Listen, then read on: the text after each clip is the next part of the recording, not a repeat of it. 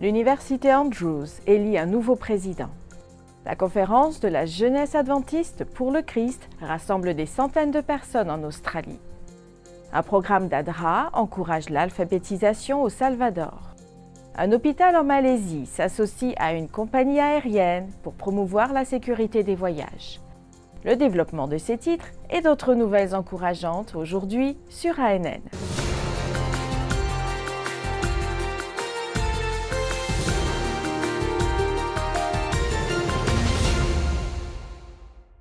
Le 7 mars 2023, le conseil d'administration de l'université Andrews a élu John Wesley Taylor V, 7e président de l'université Andrews. Taylor remplacera Andrea Luxton, qui prendra sa retraite le 1er juillet, après avoir servi pendant 7 ans en tant que présidente de l'université et doyenne de l'institution pendant les 6 années précédentes. Entre autres fonctions, Taylor a été directeur associé du département de l'éducation de la Conférence générale des adventistes du 7e jour depuis 2010. Il a déclaré « Par la grâce de Dieu, je m'efforcerai de diriger avec empathie et compassion, un objectif clair et avec une intégrité morale et éthique. » Pour la 3e année consécutive, l'hôpital adventiste de Manaus s'est classé parmi les meilleurs hôpitaux du Brésil dans un classement réalisé par le magazine nord-américain Newsweek. Cette année, l'établissement a obtenu la 24e place parmi les hôpitaux brésiliens. L'hôpital adventiste de São Paulo figure également dans le classement. Bonjour, l'hôpital adventiste de Manaus fait la une de Giro Saudi. Le magazine nord-américain Newsweek classe l'hôpital parmi les meilleurs du Brésil pour la 3e année consécutive. L'institution valorise l'excellence et offre la plus haute qualité de soins et de sécurité. Et nous irons de l'avant sans ménager nos efforts pour offrir d'excellents soins humanisés et une expérience positive à nos patients. L'enquête menée en collaboration avec une célèbre société de recherche statistique évalue des aspects tels que l'expérience et la sécurité des patients, les soins infirmiers et les technologies modernes. Cette année, sur plus de 2300 hôpitaux dans 28 pays, le classement nous place une fois de plus parmi les meilleurs au Brésil.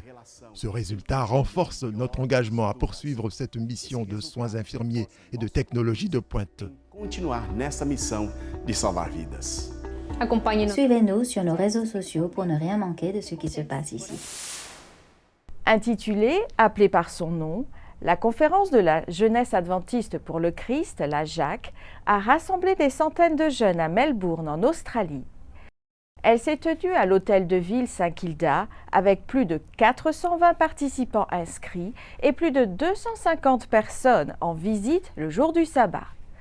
Tout au long du week-end, des temps d'adoration matinaux, des ateliers et des programmes de louanges en soirée ont enrichi le programme. L'après-midi du sabbat, les participants à la conférence ont été envoyés dans la ville de Melbourne pour une action de sensibilisation. Ils ont fait la promotion de la prochaine campagne d'évangélisation du pasteur Doug Batchelor, l'un des orateurs invités pour l'occasion. 400 réponses à des sondages, dont 36 demandes d'études bibliques ont été recueillies. Les gens ont sollicité des prières et manifesté un intérêt pour les études bibliques, les programmes de santé et les programmes pour les enfants. Ce week-end a été une bénédiction et un encouragement pour moi, personnellement, en entendant les messages, les témoignages et en voyant les décisions prises. Dieu m'a rappelé l'appel qu'il m'a adressé, a déclaré le président de la JAC, Samuel Kitewski. La JAC de l'année prochaine aura pour thème « À la croisée des chemins » et se tiendra à Melbourne en janvier 2024. Près de 200 personnes ont reçu des soins médicaux gratuits lors d'une clinique mobile de mission parrainée par Advent Health à Western Springs dans l'Illinois. La clinique mobile visait à aider les personnes et les familles qui n'ont pas les moyens de payer les services de santé. La situation des visiteurs a aussi été évaluée, puis présentée ou recommandée aux services sociaux pour les bons alimentaires et les suivis chez des conseillers.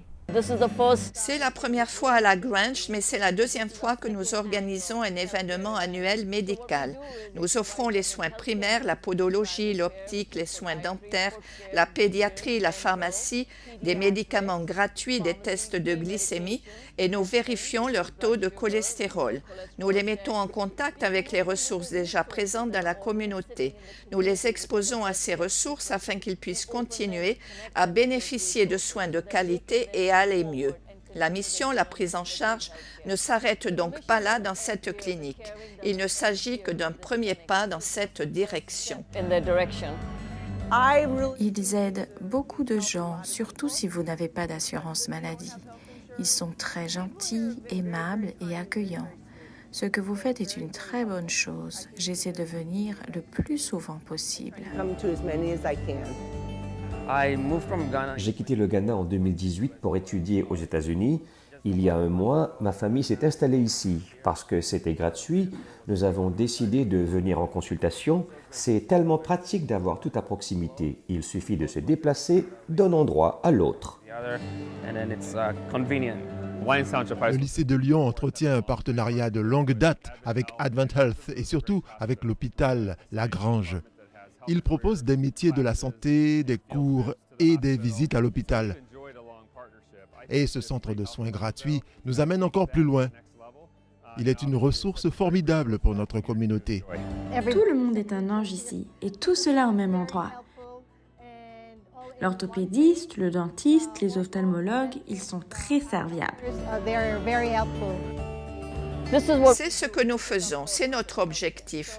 Nous prenons soin d'une communauté qui procure de la joie et cela encourage par la même occasion.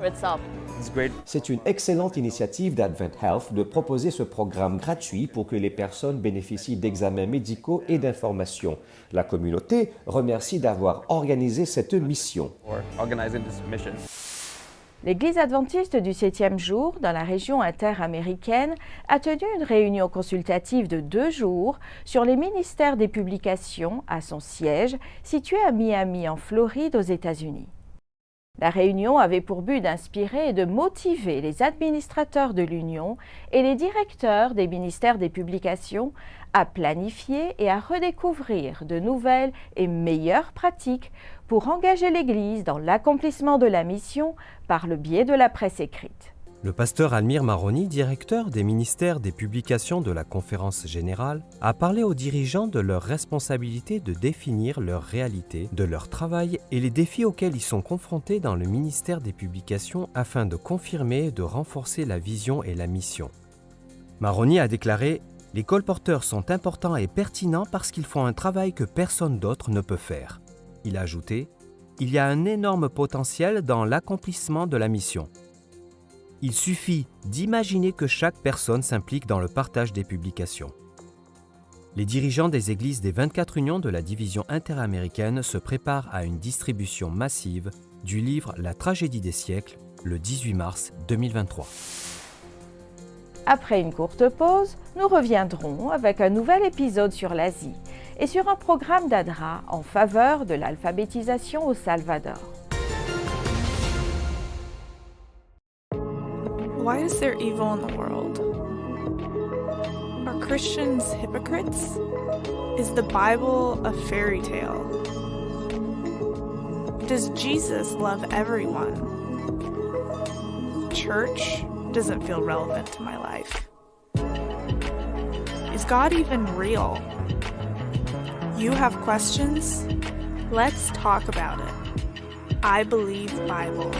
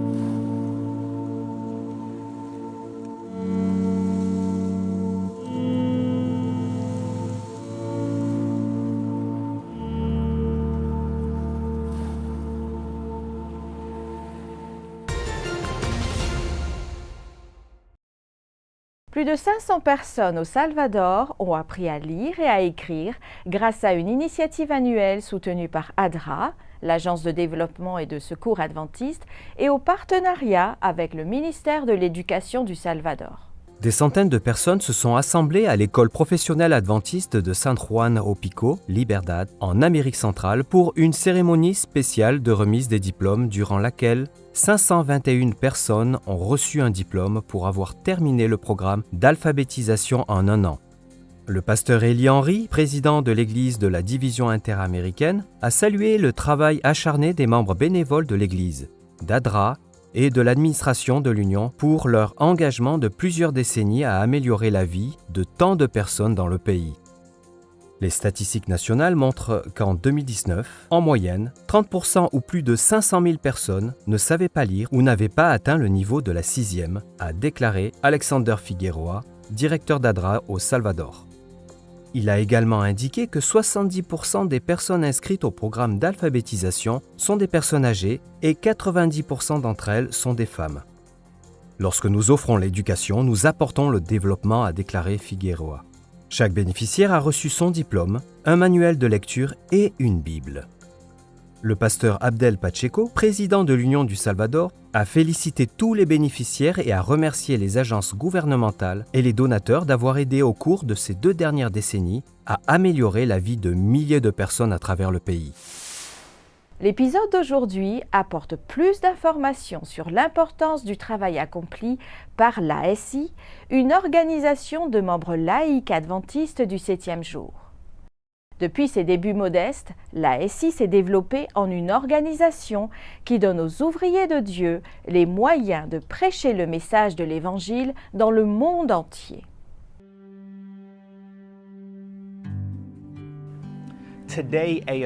Aujourd'hui, l'ASI est une force pour la mission dans le monde entier. Depuis ses débuts modestes, il s'est développé en tant qu'organisation qui équipe les ouvriers de Dieu. En 1947, il a commencé lorsque des institutions autonomes organisées en réseau florissant et inspirées par l'école Madison se sont regroupées pour former l'Association des institutions adventistes autonomes. Elles ont ensuite été organisées en départements à la conférence générale. Au début, l'ASI ne comptait que des organismes d'enseignement et de soins de santé. Puis des entreprises, des entrepreneurs adventistes et des professionnels ont été inclus. Cette expansion et cette diversification ont conduit au changement du nom de l'organisation qui est devenue Société et Industrie adventiste laïque en 1979. Comme Sutherland et McGann, il y a plus d'1 siècle, il existe de nombreux visionnaires laïcs engagés dans la lutte contre la pauvreté au sein de l'Église adventiste, qui ont un véritable désir de hâter le retour prochain de Jésus par un effort missionnaire concerté. Comme l'apôtre Paul, ils sont des faiseurs de tentes, occupant le marché du travail et les artères urbaines dans le monde entier. Lorsque Paul était à Rome, il exerçait tranquillement son métier, recevant un flot régulier d'invités désireux d'en savoir plus sur Jésus. Aujourd'hui, comme lui, de nombreuses personnes sont prêtes à utiliser les compétences et leurs outils, non seulement pour gagner leur vie, mais aussi pour gagner des âmes. L'ASI existe pour fournir à ces gens et ces organisations le soutien nécessaire pour prospérer.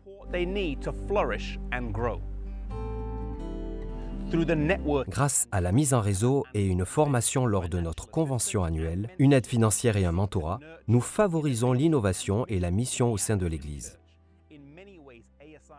L'ASI incarne encore la vision et la mission, marque de fabrique de l'école Madison et de ses fondateurs.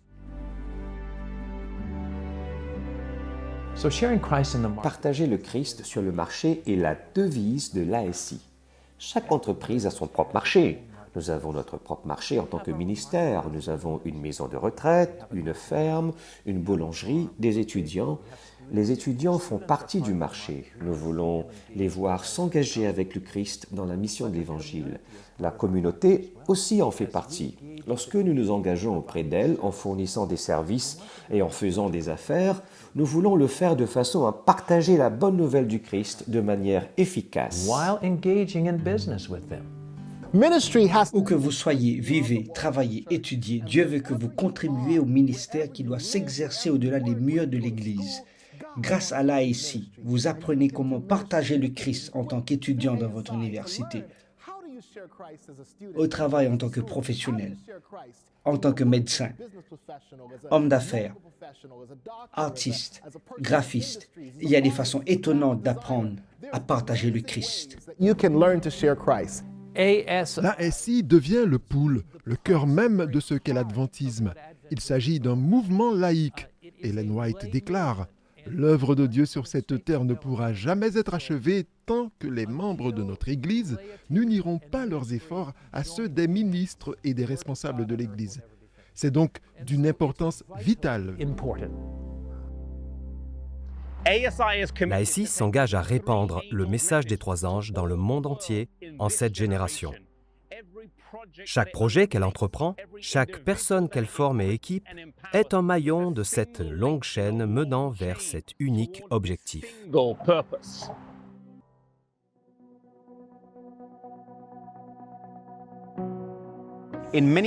À bien des égards, l'Église adventiste n'est pas qu'une simple Église.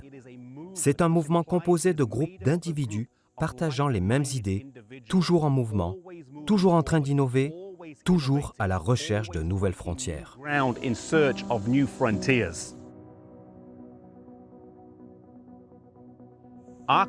Notre vocation d'adventiste est claire. Le message des trois anges au monde entier et les méthodes utilisées tout en étant en harmonie avec la Bible et l'esprit de prophétie doivent demeurer au fait de l'évolution du monde. Nous devons franchir la ligne de démarcation entre les principes bibliques et l'innovation progressiste, le tout dans la poursuite d'une vision globale unique.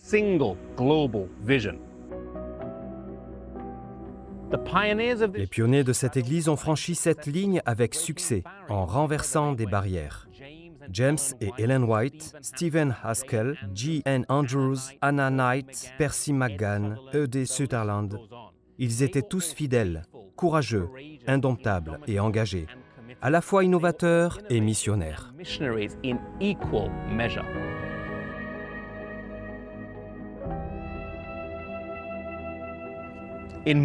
En Matthieu 28, au verset 19, Jésus nous confie le mandat évangélique. Il nous a ordonné d'aller dans le monde entier et de faire des disciples. Le mandat n'a pas été donné à l'Église dans son ensemble, mais à chaque individu. C'est un appel à l'implication totale des membres, un appel clair à l'esprit de mission, un appel à l'action.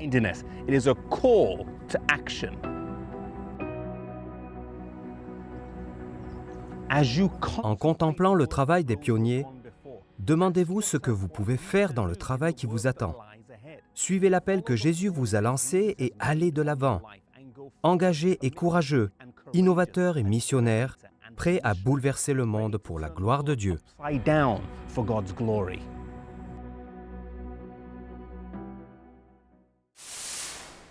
Nous faisons une courte pause et à notre retour, nous verrons comment un hôpital de Malaisie s'associe à une compagnie aérienne pour promouvoir la sécurité des voyages.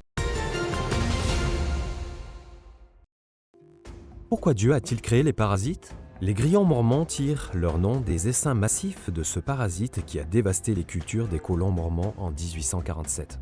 Pourquoi Dieu, qui est aimant, créerait-il des créatures aussi irritantes et destructrices? Pensez à ces créatures dans le monde sans péché dans lequel elles ont été créées. Cela aide à leur donner plus de raison d'être. Imaginez toutes sortes de petits insectes, chacun ressemblant à un minuscule robot doté de facultés et d'une beauté incroyable, vivant dans un monde parfaitement harmonieux. C'est ainsi que les choses étaient avant que Satan ne s'en prenne à la création pour la détruire. Satan gâche les meilleures créations de Dieu en les rendant destructives et en provoquant la colère de leur créateur. Mais la Bible révèle la véritable histoire. Nous n'avons pas à voir la création de manière négative. Au contraire, nous pouvons observer les animaux, même les grillons mormons, et nous rappeler le plan original de Dieu et non la déchéance causée par Satan.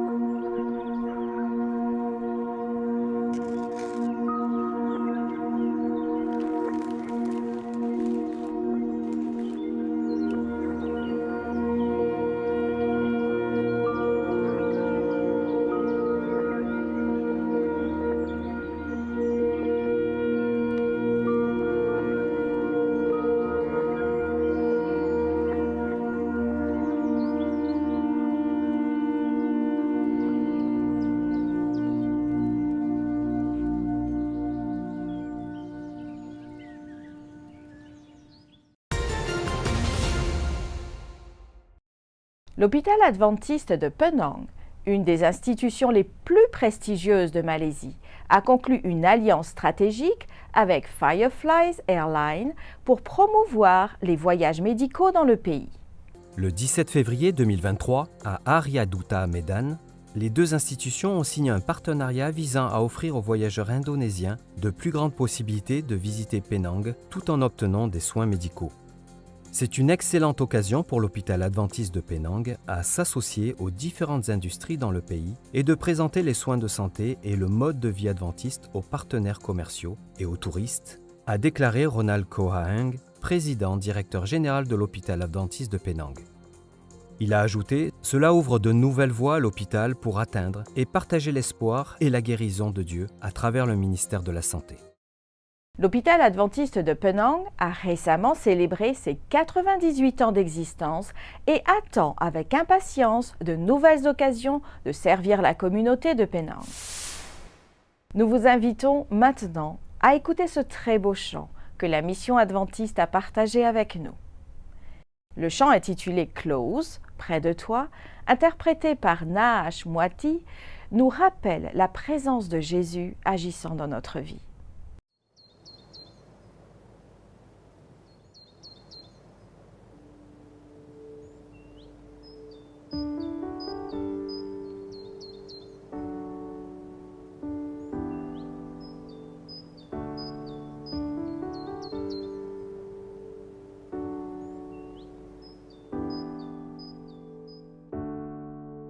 Like a candle to the sun, your light is brighter than mine. Like a servant and the master, my ways can't compare to yours. Like the question and the answer, your wisdom tells it all. Close to you is where I'd rather be. Close to you is where I'd rather be.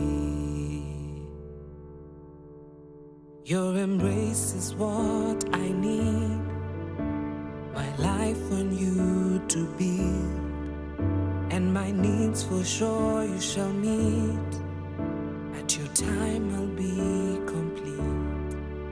Jesus, wrap me in your arms, the same ones bruised for me.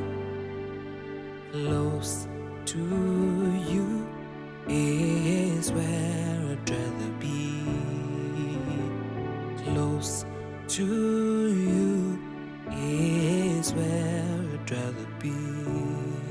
Where all my flaws are known and your grace still shown to me.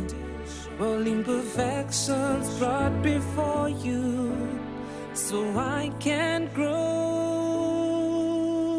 Close to you is where I see my need for life that only you can give.